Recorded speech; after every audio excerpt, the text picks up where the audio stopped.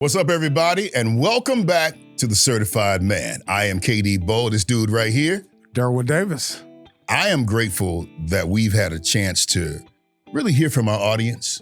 Yeah. And pour into them. A couple of things I wanted to talk about, though, is what we are and what we are not.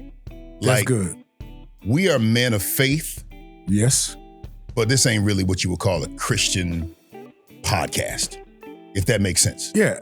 It's a podcast about men becoming better men. Yeah. While we are men of faith, we believe in Jesus Christ. We work in our area of growing in God. We also realize there are other men that may believe differently, but there are men that just simply want to be a better man for themselves, for their family, and for their community. And so that's what we're about. Principles work, man, despite who uses them. It ain't no sanctified gravity. It's gravity. To be biblical and spiritual, he said, I'll give you the keys to the kingdom. Now, I subscribe that these are keys from the kingdom of God. Now, whether you are part of the kingdom or whether you use the key or not, the key still unlock the door. Yeah. And I feel like, what I don't want to do is be boxed into that gospel box. Because that box is, I'm a starch man of God. I preach the gospel, the whole nine. You are a whole pastor. Yes, a whole pastor. A whole pastor. WHOLE, because, phonics matter. They say the good reverend. Well, man, even on this subject, as I've been working on myself and becoming whole, there are parts of me, even though I've been pastoring now for over 17 years. Really? I mean, 17 years. I've been in ministry for 17 years, been pastoring for 15 years. There are parts of me that's just now pastoring. Oh, my.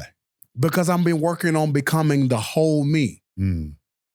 Okay. So, so I got Derwin, I got pastor, I got the man of God, I got Jermaine, I got the Meatloaf side of me. These Jermaine and Meatloaf, this is their first year of pastoring. Who's Meatloaf? Meatloaf was the college guy, that's my band years. That's Meatloaf just wild out, really? Yeah, I mean, but have I met Meatloaf? You're meeting him. Even me talking about it right now, internal family systems, them parts. So it's parts of me. I mean, Meatloaf is really ready to laugh. Yeah, he don't care, and that person is learning how to pastor right now. So you want to pastor from the whole self, the whole authentic versions of yourself. Yes. Jesus just didn't minister to Simon. He also ministered to Peter. The God of the Bible wasn't just the God of Jacob. He was the God of Israel. Yeah. See what I'm saying? I say we not a gospel, a podcast, but this is incredible. Because what I really want us to do is focus on what we focus on. And there are some people, and honestly, our tone and our texture is really going to be really for men. And it doesn't mean that we're going to be jerks to the women that watch us, because we love you and we thank you for watching. And you can get a perspective about, who we are and what we bring to the table and how we want the man that's in your life to experience or to discover the best version of himself. Yes. Okay? That's what we want. But there will be times in which some of the things that we say is going to be triggering. Very much so. And the only thing I prayerfully ask, is that you will at least be open to the possibility that there is a perspective that exists that you do not share. And that perspective is just as real as the one that you share. And a lot of the guys that we work with and what we talk about, bro, we've had 8 cohorts of Man Up Certified. We've dealt with men for years. Yes. So we know that, man, being a man is a tough job. Very much so. It's tough because realizing not just being born male, but being a man walking in that space and then learning how to do it properly is a whole experience that some guys are just now awakening to. And that in and of itself can be triggering because of the responsibility that's on your shoulders. And when you think about what's fair and what's not fair and how come she gets to do this and I don't get to do this and all of those things, hey, bro, I get it. I've said some of the same things myself. But this is the conversation. This is the show that leans in to listen, and we want to give you some sage wisdom based on our years of experience and how we have helped men transform. That's what this show is about. The Certified Man. The Certified Man is a man that you can trust. Absolutely. And a man that's working on building trust, a man that's working on being better. That certification is that verification on your on your Instagram or social media account that says this can be trusted. Mm-hmm. And that's what a certified man is about. Yeah. It's about a man that's working in the areas to be trusted, to be valued, to be respected. And he's doing the work on himself. And that's what's important. You know, a lot of these things can be triggering to people that watch, especially ladies that watch, but these are the things in the conversation that men have to work out as they're working on becoming better men. Yeah, it's just considering. Just consider. That's all I'm asking you to do is consider. And I'm not asking you to believe. I'm not even asking you to come on to our side of thinking, but just consider that there is a possibility, that there is a paradigm that is just as valid as yours that you do not share. And when you do that, you step up to a situation with curiosity.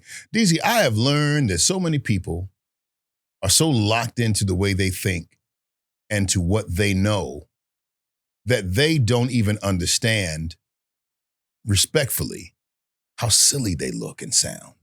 Let me tell you why. Because what you know can fill a glass. Right. What you don't know can fill an ocean. Exactly. And when the only way you're going to really be able to be just open to grow is that you open up your mind just to the possibility.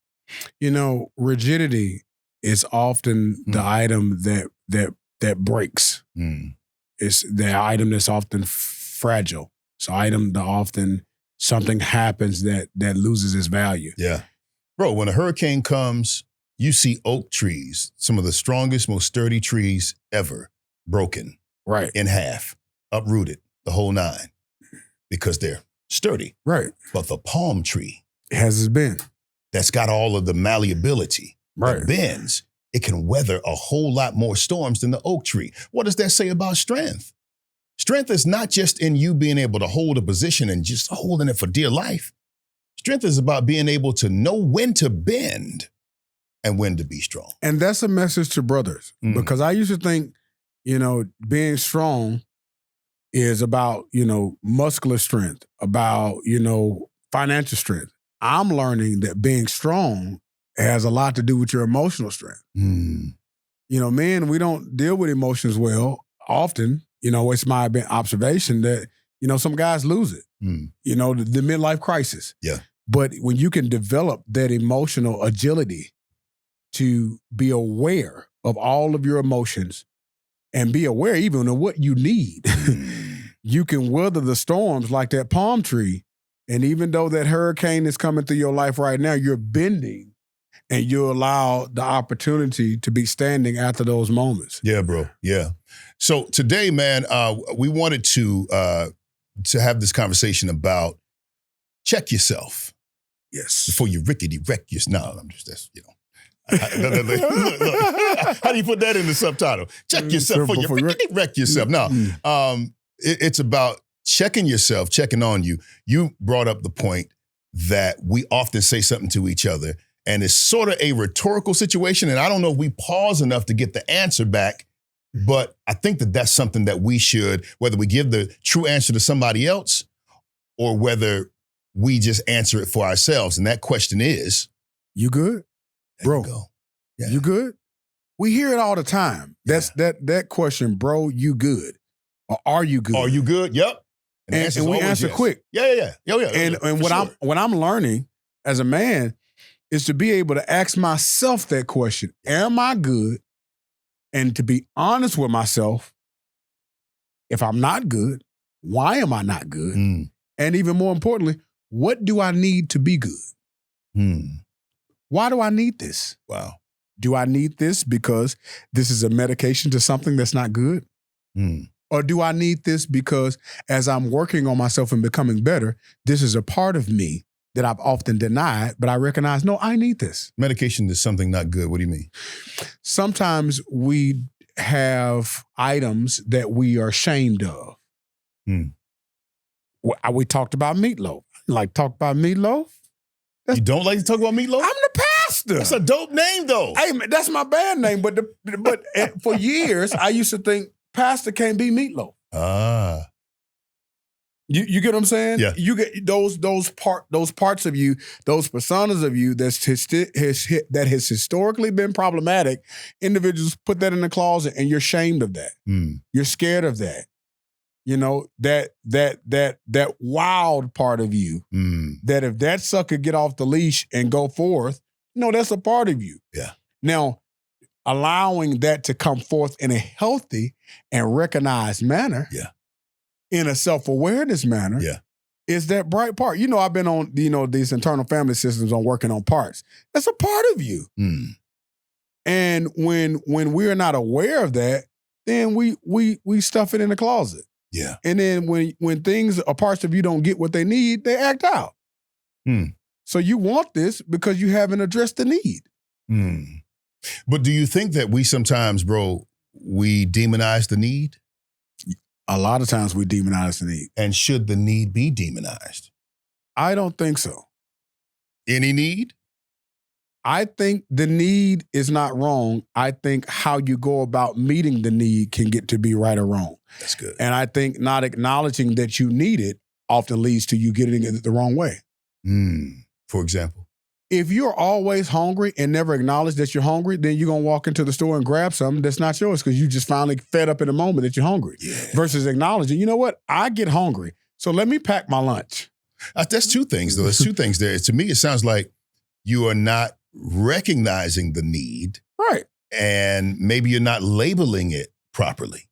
Because maybe some needs have some labels that are not the appropriate label. Correct.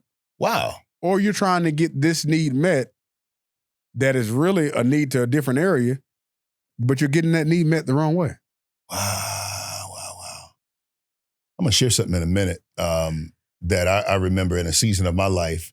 I went through something like that, but I want to kind of stay here a little bit more with this checking yourself because everything in our lives that we hold valuable, bro, we got a maintenance plan for it.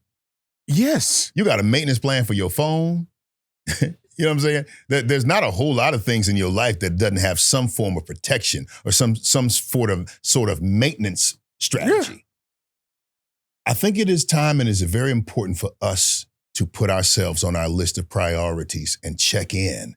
And what does checking in look like, though? It's interesting that you had this conversation. One of the first books I read this year that's really been an extreme blessing to me is Emotional Health and Spirituality.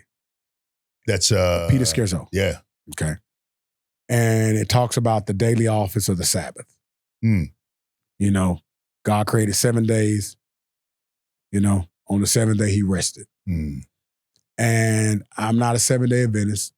But I have learned that there's something to God in this Sabbath about being able to step away to rest, but also recognizing what do you need? And that's been something that I've had to start asking myself, what do I need? What do I need right now? What do I want right now? But what do I need right now? And that needing, I realize I'm very needy. Very needy? Extremely needy. But a lot of... doesn't it have a negative connotation? It has a lot of negative connotation if you don't understand it or being aware of it. So your girl say, you mighty needy. It can come off in that way of someone else recognizing your needs. I think you get into a problem or become negative when someone else can recognize your neediness over you. Oh. Okay. As I'm recognizing my level of needs, then there's some, okay, here's where you get in trouble. It's trying to get your need met the wrong way. You said that on one of the podcasts. It's meeting a legitimate need illegitimately. Exactly. Like I'm learning that a lot of my needs that I have, they come from rest. But I'm thinking they were going to come a different way. I thought for years that, I didn't even recognize it was a need. You get them? There's some men we want to be admired. We want to be respected. Okay. So you may have a need to be admired and to be respected, but how are you addressing your need? Because if you don't admire or respect yourself, you're never going to get that need externally. Yes. Yes. And not respecting yourself or admiring yourself may cause you to overextend yourself, to overpush yourself, to overlend yourself, to disregard yourself. So your need is never going to be met. Yeah. So you're extremely going to come off as needy. So for me, recognizing a lot of the neediness that I've had and a lot of neediness that I do have, rest is becoming a priority. Inwardly checking on what do I need. You're saying rest. Yes. Like sleep? Well, you can get sleep and not get rest. Facts. Psalms is becoming one of my favorite books of the Bible this year because it's some writings of David. Yeah. But it's men writing their emotional journey, often expressing what they need, being able to be self-aware of what they need in this moment. And my God shall supply all of my needs according to his riches in glory. So in this, learning to be able to ask yourself, you know what do I need? And why do I need this? Is a level of vulnerability. And what I have learned is that rest gives me the ability to recharge. And as I recharge, as I sleep, as I create boundaries, because some people, you can't rest, not that you don't desire to rest, you don't have enough boundaries to get to rest. Let me ask you this. How do you know what needs you're supposed to meet for yourself and what needs are to be met by someone else? Or are you supposed to meet all your needs? I'm working this area out right now. You know, you are the one you've been waiting for. Sure. Talks about you being your primary caretaker. You are the one that meets your need. Self-soothing, God through you. Even going to the Bible, Elijah, after he dealt with this major spat with Jezebel, he's now depressed after this major moment. God put him to rest and fed him. He did. He woke up, ate. There was a meal at his head. Yes. Yeah. There are some meals that feed your mind. There's some moments that feed your mental need. There are some moments that feed your physical needs. And being aware of all of those. And it's for me, getting rest allows me to recalibrate and see what's the primary need that I need to address now. Okay. So stop doing all this moving, chill, be still, and know. Oh, okay.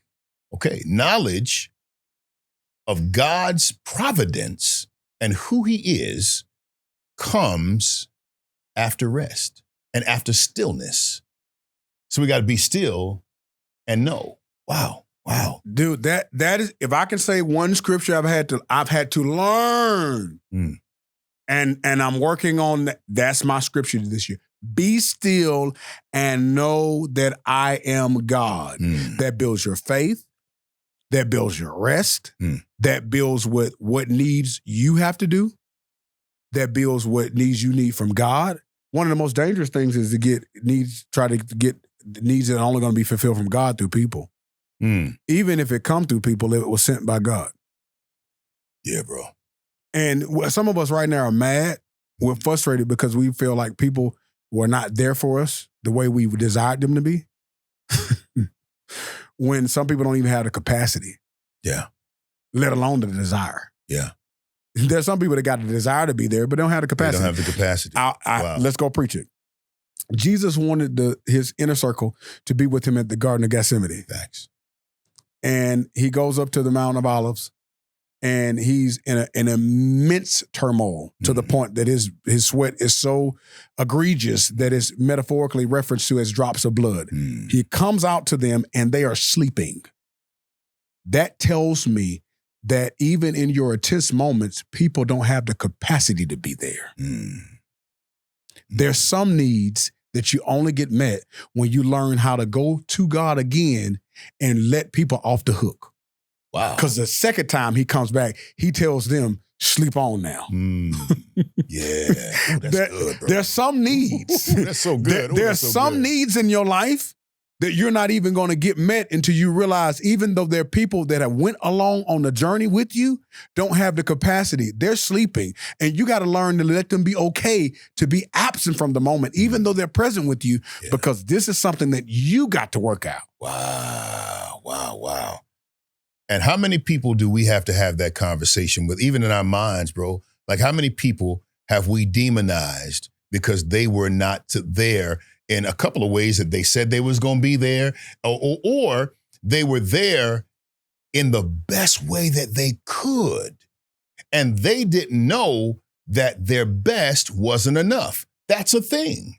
Hey, DZ, that's a thing. It's a major thing. Even in our lives, we can give our best, but our best is not enough. So then what do? How do you handle it then?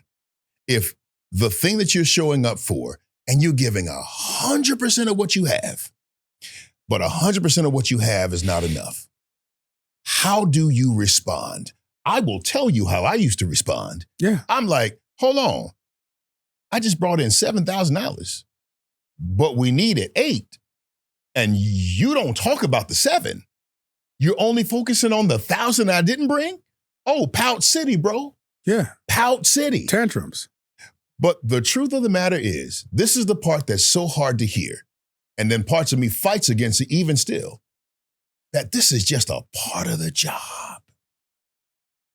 Do you hear what I'm saying to you? This is a part of the job.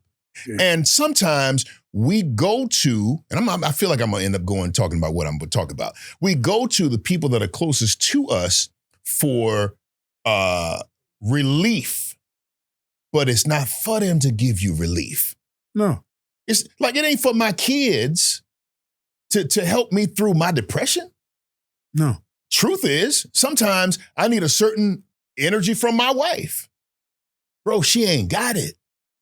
So then what do? Do I outsource? Do I take plays off? Do I trip out? Do I get mad? Or do I do the proverbial thing respectfully, man up, shut up, man up, and get the strength from who you're supposed to get your strength from? That's from God, and it's from my brothers, and that's from his word. And so what I realized, there was a season in my life that I'm not, bro, it's going to sound crazy when I say it, and maybe but you may get it. Mm-hmm. Bro, I needed my mama. I get it, 100%. Bro, I needed my mama. Like, she's been gone for quite a while, but I needed her because I needed somebody, okay, I'm going to get tripped out. I needed somebody that was gonna, love me regardless, that would champion me regardless, that would fight for me regardless, that I can come apart with. And it doesn't matter what I did or what I said that was boneheaded. She was gonna be the one that's just gonna be there. That's my baby. Mm-hmm. That's my baby. She'll defend me. She'll protect me. Mm-hmm. And I didn't know that it was my mama that I needed. So I took it out on the closest person to me that was maternal, and that was my wife. And I started giving wife obligations, mama obligations to my wife. And here's what here's what Esther Perel said. She said, the maternal and the romantic cannot reside in the same place. They can't. For the same person. No, they can't. So if for her to give me what I was asking for, then that meant that romantic was going to dry up. Very much so. And so at some point, I had to realize the responsibility that I'm putting on her is inappropriate. Yeah, women have a nurturing thing to them, but my level of brokenness, I needed something that was significantly different than that. I needed her to really look past a lot of stuff, because I was making a lot of crazy decisions, trying to figure it out. And I needed her to do me like she do the kids. Do me like you do the kids. The kids, I say to myself sometimes, and yeah, I felt embarrassingly, bro, this podcast, Jesus, this thing here got us out here like this. Man, listen, man, Oh, you sit in this chair. And it's like I feel like our whole old school country clothesline, you know. You hang your drawers up with them clips, you know, but it's all good. Yeah, so I was like, you know, if the kids did what I did, man, you would never even have, it wouldn't even have been a thing. You would have looked past it. It wouldn't have been nothing. But I do it, and it becomes like, oh my God, you know why? Because she didn't marry me to be my mother. Mm-hmm. She married me to be in a specific space of wholeness and healed that was going to benefit her. Yes, there's going to be a responsibility of me. Mm-hmm. And you do marry the responsibility as well as the benefits. Mm-hmm. But when it comes down to, honestly, being broken and torn down and coming apart, bro, I don't think any woman signs up for that. And so, I, as the physician, I needed to heal myself. Yeah. That's probably going to get a lot of movement on social media because some people they're going to feel some type of way about that. But this is me accepting the responsibility that that's not her job. No, bro. It's not. You know, greater is he that is in you than he that is in the world. We just left Pentecost Sunday. The Holy Spirit is an infilling of you. And one of the things about these needs and being able to recognize, you're talking about what I need with mom. I needed these items and then recognize it. And I'm showing up in different ways, trying to knock on someone else's door in a different way to try to get a need that I needed before them. All of us grow up with childhood wounds. Yeah. All of us grow up with a level of childhood neglect. There's not one person that is on this earth that doesn't have something that is a deficit. Yeah. And especially in the African American community, we have deficits on so many sides of the playing field. Facts. And until we start acknowledging our deficits, having conversations about them, our blended and broken families, and his needs versus her needs, and understanding our awareness, as you're talking about, being able to admit, hey, I needed this from my mom, but now mom's gone. So the need is valid. I wanted to get that need from her, but as I'm learning and growing I still have an opportunity to meet that need. Yeah. Because the need is still there. Yeah. And if the need is still there, even though the person is going on or the person don't have the capacity, the need can still be met. Yeah. I'm so thankful. I told you this, I think this was November. We was at the house. And I told you this year, I'm prioritizing going into 2024, 2 relationships. I knew a lot of stuff could fall hell by the wayside, but I told you the relationship I'm working on outside of myself was my mama and my lady. And in going after healing those, I can recognize there's a lot of times I need my mom, but I didn't even realize that a lot of that need, she didn't even have the capacity. A lot of, I'm, even to this day now, I'm learning to see the little girl in her. And your mama? Yes. Wow. My mom's father died when she was still under the age of 6. Ooh. So her experiencing you now. These are frameworks. My mom worked. My mom know how to put on perm. It's stuff that it's funny because we were at church one day and, you know, my mom is telling me and sweetheart, you know, take it easy on our child. And I'm like, you used to kill us. Mama used to, you know, it was just go in. But I realized there's a capacity to her now that she's showing up at this stage that she didn't have at that stage. Yeah. And it's learning how to give that grace in that awareness. And you allow her to grow. Yes, and recognizing I needed something. You didn't have the capacity to give it. And there's so many people, man, this is so present to me. There's so many people that are holding a person hostage to the memory of them and the experience that you had, that you can't even let them evolve into something else because, now you want to change. Yes, life is about change. You're going to change. You're going to evolve. So, man, I like the fact that you said that, because I literally just thought about somebody in my mind that I've been holding there, but it's my heart. I don't even want to trust. If a person swipes the credit card of your heart, they swipe their credit card off your heart. They took a major balance from you. But the fact that they swiped you was a sign that they didn't have it themselves. So you're trying to go back to them like a debt collector. Wait, hold on, dog. Well, no, what you're not going to do. Oh, yeah, what you're not going to do. Say that again. No. Some people in our life have swiped their credit cards across the transaction terminal of our heart. And we like, you took this from me. You didn't give this to me. But the fact that they swiped the credit card was a sign they didn't have it themselves. And so we're going after them as a bill collector, trying to collect on something when they've had to file bankruptcy. Wow. And man, do you know, okay, how many of us are trying to parent and lead and we don't have it? Yes. And we trying to make stuff go with scraps. Yeah. We got a bad day. Yeah. And we done said and did something. No. So it's learning to, and acknowledging, man, I needed this, but also recognizing, even though I needed it, they may not have had the capacity to give it to me. 100%. And so therefore, in me recognize the need, now I have an opportunity to do something about it.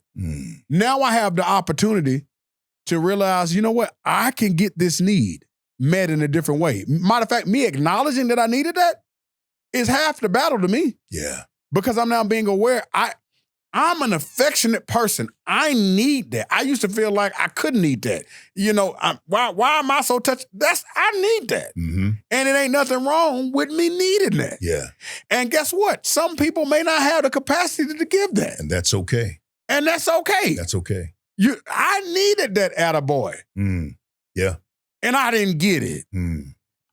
Case in point, I remember, most people don't know, I play baseball. I remember the first game that my mom came to for baseball, I hit a home run.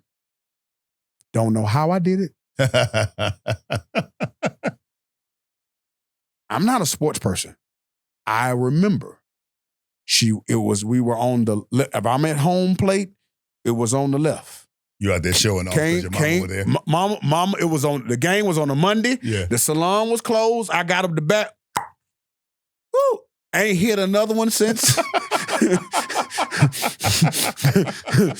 Oh, you get what I'm saying? Yeah. But that shows that I needed to show up. So now, historically, I don't tell people I need you to show up for me. Because I was conditioned that both of my parents worked all the time. Not that they didn't have capacity, but that was their way of moving. However, now I'm learning, guess what? Not even I need them. I need me to show up for me. And that's how I address that need. How am I showing up for me? Because my childhood wound was I wanted someone else to show up for me. I'm curious about, for the man who, like me, at a season in my life, you realize, I need a level of nurturing that either will remind me of what I had or that will give it to me in a way that I never had. Bro, how do they address that in a legitimate fashion and not put all of that weight on the wife? Because again, the romantic and the maternal cannot reside in the same place for a person. I won't say that I have the answer. Here's what I will say. I think acknowledging it. It's interesting. You talked about, I needed something for my mom. I'm a grown 40-year-old man and I can't tell you how much I feel like I need a conversation with my father as a man. Yeah, bro. He died in May. He died on Mother's Day weekend. It was a moment because... Years ago. Yeah, years ago. Yeah.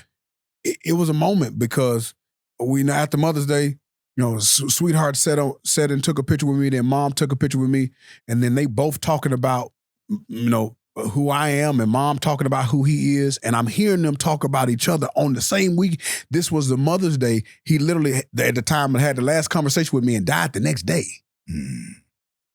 And there's so many questions, watch this, that I want to ask him now. I physically can't. Yeah. But the fact that I need the questions, this is why the community exists. Yeah. Yeah. This is why this space right now is me actually admitting there's some dude, how do you do this? How do you do this as a man? How did you make that mistake, and how did you get there? Yeah. How did you end up with these situations going on? How did you get to this point in your life? Those are needs that when we start, I think, acknowledging, and even right now, I mean, I'm an emotional wreck in front of this camera right now because I'm acknowledging a deeper level of the need. I'm sitting here thinking about when, because when my mom died, my dad and I, the relationship just kind of crumbled a bit. And it really didn't come back around until I had an altercation with my son. He's 22 now. He was 16 at the time. And it was very, I was about to take his head off. Oh, wow. I was going to take his head off because, I don't know what it is, man, when a boy acts like a man, you still see your son's face, but you also see something else. And is that disrespect? Yeah, and you're torn between, I really need to teach you a lesson here. Wow. Versus, I understand. Wow. However, I don't know if I can let that slide because the boy in me started reacting to the boy. So you understand what I'm saying? It's a bunch. So after it was all over and I didn't take his head off, I didn't even touch him really. I wanted to, bad. I thought about, I never realized or had a moment in which I felt like I needed my dad the most. Just to have a conversation with him and say, hey man, you had 5 of us jokers and 1 girl. We was all taller than you. How the hell did you handle it, bro? How did you handle it? Providing for a household and being there and working hard with 7th grade education. And you consistently showed up. You went to work every day. You tried the best you could. And sometimes your best just even wasn't enough. But there wasn't a whole lot of praise and adoration like there. But when we did something, we got the praise. Right. You understand what I'm saying? No, I'm with you. How did you make it through this? It's that whole situation. How did you deal with this? Yes. How did you navigate it? And that's, I think, us even acknowledging that. Yeah. Because there's some men right now that's listening to this, that's trying to figure out, man, how did you deal with that? And one thing about men, we don't talk about what we went through. I never forget, it was One Man Up Certified. We were doing a session. You remember that was right after, that was 2017. I was in a bad place. But something was said in the room, and it was over 7 guys dealing with the same issue. I never forget that. And that's when I realized one of the greatest tragedies when it comes to men is we think we're the only one. Yeah. And we hide it. We keep that thing in. Yeah. We let shame drown us. Yep. We hold on to it, not realizing, no, we can't ask dad, but us acknowledging that question, there's someone else that can answer that. Yeah. There's some other exemplars. There's some brothers alongside you. There's some that literally is, I call it one chapter ahead of you, that literally got the cliff notes. And that's good. That they made some mistakes. They took those turns. Yeah. That's why community is important.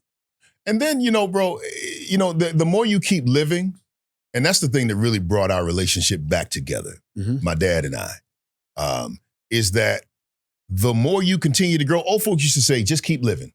Oh, you got all the answers now. You understand it better by and by. You sugar sweet, but just keep on living, player. Keep living. Yeah, yeah. What you will never do, I will never do that. Shh, boy. Listen. I'm learning to keep that never out my mouth. You know, you don't know. If the Lord's willing.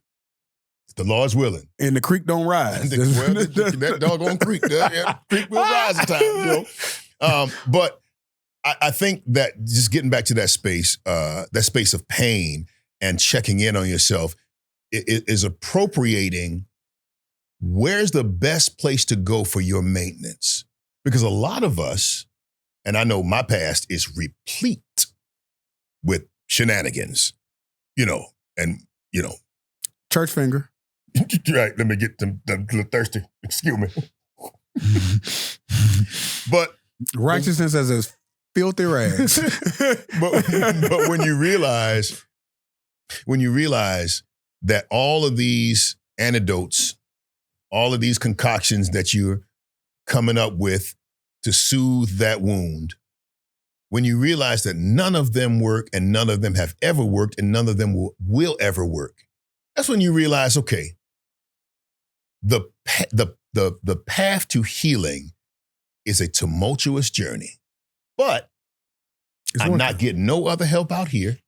And so I have to choose my hard. Either I'm going to take the hard way of going through and getting healed for real, like for real, not in front of the cameras for healed, like not in front of, just talking, but for real, being honest with myself, telling myself the truth. When I don't like it, say I don't like it. But commit to sticking with the path. That's where true change will take place. And I think that as we check in on ourselves, we honest with our brothers. Yeah. Man, Demond just the other day. Hate you, nigga. Okay, I'm tell you. All right. Listen, boy, he combed my hair. Combed it without the use of Proline products, and it was a fine-tooth comb. And there's a lot of hair to comb that, ain't nothing up there, but he combed it. But bro, and I appreciated it.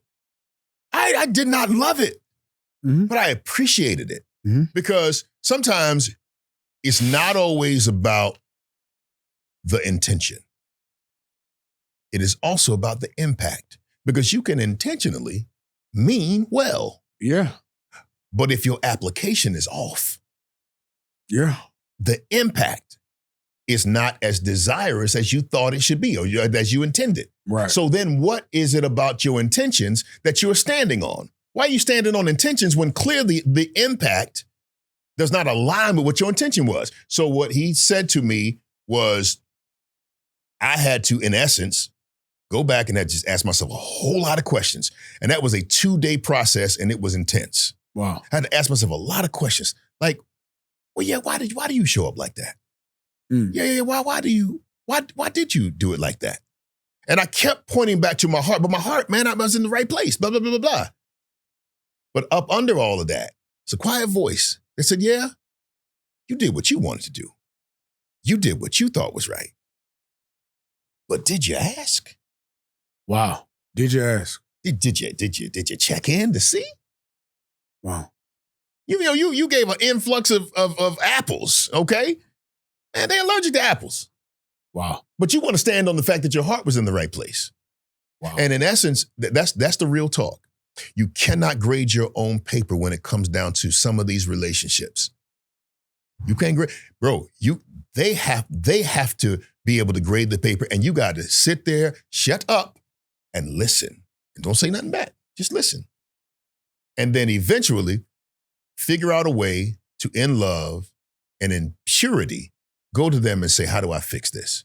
Now, we do that in Man Up Certified. We how we do it. Right. And then we say, for a week, you can't talk about what they put down on the list. You can't talk about that. Right. Come talk to us about it.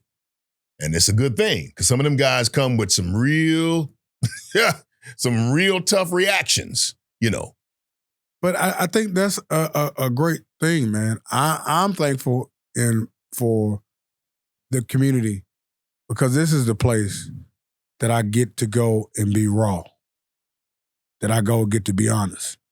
The place that I get to go and say, this is where I'm at, this is where I'm feeling. And sometimes I'm wrong. Sometimes I'm right. Yeah. Sometimes in my standing in my rightness, and this is how I feel, you even see yourself and see there are more perspectives than not. More perspectives, yeah. And the truth of the matter is, until we can start getting into a place, to be honest, they that worship him in spirit and truth. And your truth is, this is what you need. Mm. And your truth is, this is what you need because this is what you experience. Yeah. And as you get honest about that and start developing that ecosystem healthily around you that feeds that, then you get into a place that, guess what? I need this now, but I may not need this later. I need this now, but I know where to go get this.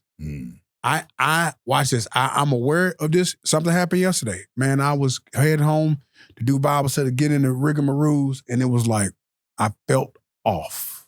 And what I learned from that moment was I hadn't been spending as much time with me on my building journey. Yes. I was getting into a routine of I got to go do this, and because I've been working hard, I was like, no, stop. Put these brakes out. And I thought about it, man. You ain't been on your bike in a while. Yeah. You hadn't done this. You've been moving these other pieces. Great progress. But what do I need? Yeah.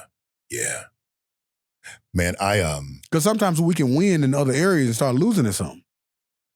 I actually came to the studio today and I had this pile of stuff to do, but also had some of my own stuff to do as well. Do you know I literally had to battle with myself to not do that other stuff first? Because I'm so used to taking care of everybody else first. And I can get around to me. But so one of the ways of us honoring God is to honor his creations. And you know who's one of his creations? Bro, so I have to honor myself. And I got to give myself a preference and treat myself the way I would want, that I would treat somebody else. Be the KD Bowe to myself that I am just to all these other people. And it felt amazing. And guess what? I still had time to get all the other stuff done. I just did me first. My cup runneth over. Ooh. Say it. Make it plain. My cup run over. And you know me, you know me, bro. I used to sacrifice myself. I wouldn't give you my last. I wouldn't even have a last and would go try to figure out a way because that was my cake. Da, da, da, da, da. No. Yeah. And I think this is just us getting into a healthy place to say, man, we have needs. And as men, we're often taught to being a responsible man is providing and taking care of everybody else, regardless of the expense to you. Yeah, but who gonna do it when you're dead? No. Those things that you're walking around here killing yourself for that are so important that you can't maintenance yourself, you can't check in on yourself. My only question, and it's a big one, who gonna do it when you're dead? Most African-American men die before African-American women. Because we're carrying stuff on us. We're not getting our health checked out. The emotional weight on our shoulders. The economic impact of our community has changed. And we're carrying all of these different emotions and feelings and then process this crap. Yeah, and I don't know, DZ, if, like you said, the need, I don't believe that the need is wrong to where I'm saying, I need my mama. No. You saying, I need my daddy. Right. And I need my mom. I need all of them. But it's the idea, yes. It's the idea that we are in essence looking for a place where we can fall apart and know just to have a champion. We can fall apart and they don't turn their backs on us because we had a moment or a season of weakness, of not having it, not knowing it, and just not being it. And see, you just did it right there, man. You dived in and you said, okay, I need my mom, but what is it that I actually need from her? What I heard you just say is, I need that person that's going to love me regardless. That if I fail and I blow up and I mess this up, I'm still going to be her baby. She's still going to be proud of me. It's going to accept me for who I am and move on. And that's a legitimate need. That's a legitimate need. And I think I don't know. I don't know how much I'm going to dig into this, but is it wrong to want some of that from your wife? No, I don't think it's wrong. I don't think it's wrong. Yes, I would love to get a level of nurturing from my woman, a level of unconditional belief from my woman. I think that's a game changer. I think it's a game changer, but I also don't know if it's realistic. Now, there are women that's listening to this saying, I could do it. Okay, fine. That's for you. I'm not married to you. Okay, here's the thing. I'm not married to you. I'm married to the one I have. And I have grace for her strengths and her liabilities, limitations. Right? I think as we are honest about what we need and honest about growing, that those areas can be developed. We were designed to live in the Garden of Eden. Meaning everything in that garden is either seed, and then it's a process of growth. Oh, that's good. And then a need, fruit is met. So you're saying create the atmosphere. I got to plant something. Plant something. I'm not mature, bro. I'm sorry. No, seriously. Yeah. Because even with that, man, it's like I got to plant something. Yeah. I'm right now. Me and Bay. There's something that I'm right there where I'm need, but I'm like I'm noticing a little bit day by day. That sucker growing. Because it's. Well, I say it like this. I can't control her growth. No, you can't. Because let's go back to the word. One plants. Another one waters. One waters. But it's God that gives the increase. Sometimes the seed that I may have planted cannot be or will not be watered by me. No. So I can't control how it grows. However, the only thing I can do is say, okay, you know what? I'm going to focus on what I can control. I'm going to say it a different way. You cannot control the seed, but you can control soil. Come on, let's go here, bro. We grass people. You taught me this.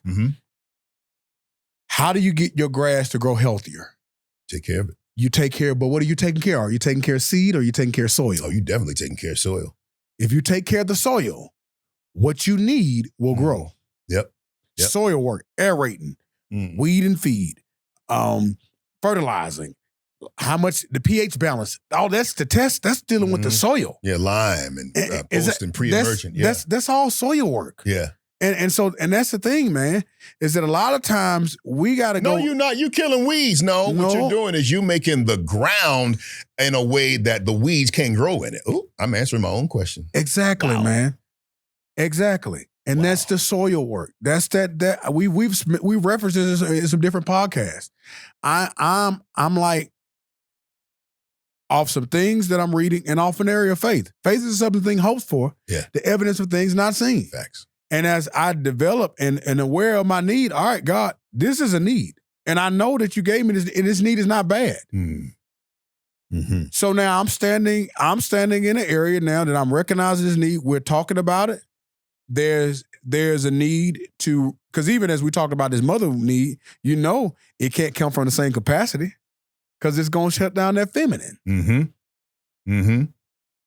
Yes. You get too much of it in the area, getting so much of this is going to cause you to not have so much of that. Yes. So it's a balance of that thing, man. Yeah. And I am, I'm going to say something. I'm going to put me on the chopping block. One of my issues is that I did not trust people to meet my needs. Say more. If you don't trust people to meet your needs, you won't move in a way that's going to make yourself open to receiving them because you don't trust to get them. Why didn't you trust them to meet your needs? History. Because previous needs wasn't met. That was the way that I was groomed, that it's not going to be met. So I moved. So history taught you not to trust people to meet your needs. Yes. And so you just stop asking? Oh, very much so. Or expecting them to? Or not even asking, expecting them to, or even aware of what I need. Because it's not going to be met.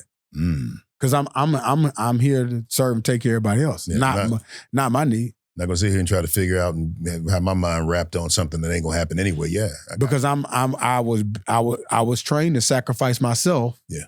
And my need was always on the back burner. Facts. So now, as getting into a place of awareness of needs,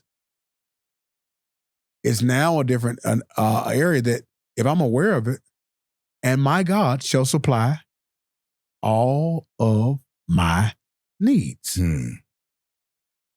And so in certain areas, as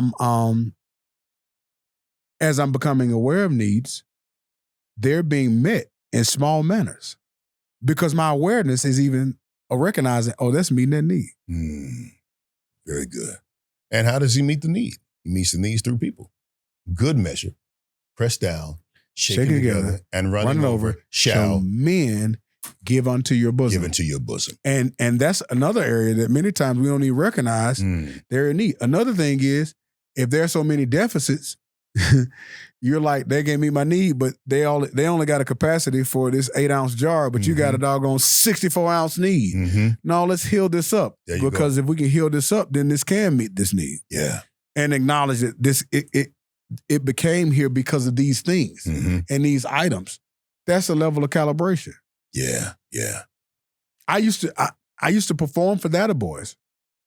Yeah, I know. Living your life for a data boy. Yeah.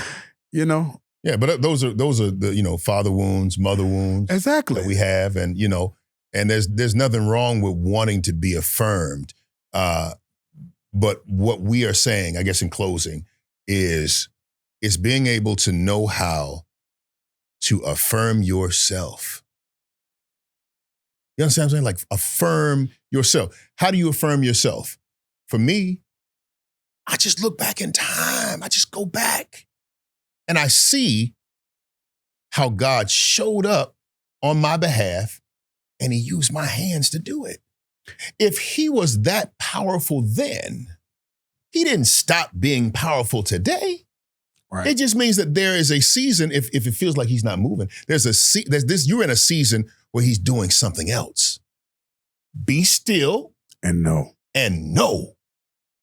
And then the realization of who you are and what you have, man, it comes every morning when I get up. I love my time of meditation and prayer because during that prayer and during that meditation, I am affirmed. My affirmations that I read, man, I'm affirmed and I see it. I visualize it and I stand in that place. And so it doesn't matter what happens outside of me. And it's a lot of stuff happening outside of me. Man, I'm in the eye of the storm, bro. One of the things that's been a huge blessing to me in meeting my needs is the book of Psalms.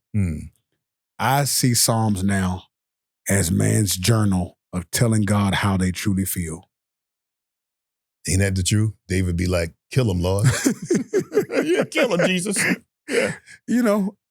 And that has given me so much consolation to know that I can be honest with God about how I truly feel. Yes. Because how many times as men, we really can't say how we truly feel about something. Bro, I said on this show just a little while ago, I need my mama. Come on. I know, but... You want your mama? Yes. Yes, I do. And so that's an area in how you even able to get those needs out is being able to acknowledge how you truly feel. Yeah. And there are men right now, there are brothers right now, that your feelings are all over the place. Yeah. They're valid because they're what you feel. Now, why you feel that and how long you have felt that, there are different parameters on that. But guess what? We have a place where you can go to. My place is God. My place is Jesus. And I'm thankful that I even have a therapist who's faith-based, who believes in Jesus, who I can deal with these psychological emotions and processes and see the scripture and connect them things together, and it's phenomenal. But that's what we're here for. This is the place that brothers get to come to do that work. And when you do that work, you're going to be trusted. You're going to have that faith that's going to build you to the place to see the things that you've been hoping for. Yeah. And we will resume with the Man Up Lives, the Man Up Certified. Yeah. But I just, Roger hit me up the other day and he was like, bro, honestly, when I think about it, he said, I kind of feel like God kind of pulled you back a little bit because what you had was good. But in order for it to really be great, you had to become a different person. Doesn't mean that the worse you were was bad. Wholeheartedly. But this level of transparency and vulnerability and work. Becoming. There you go, bro. It's all about becoming. And this is why all this conversation we have right now is about becoming, man. Yeah. I can say about those needs is I can acknowledge those needs because I realize that I met them the wrong way in the past, but because I'm becoming, behold, all things have become new. Yeah, bro. Yeah.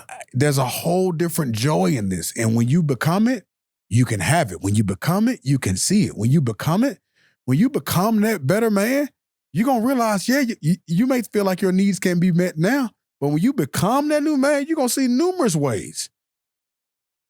And starting with yourself and you meeting your own need, because sometimes the need is it just needs to be acknowledged. And that's it.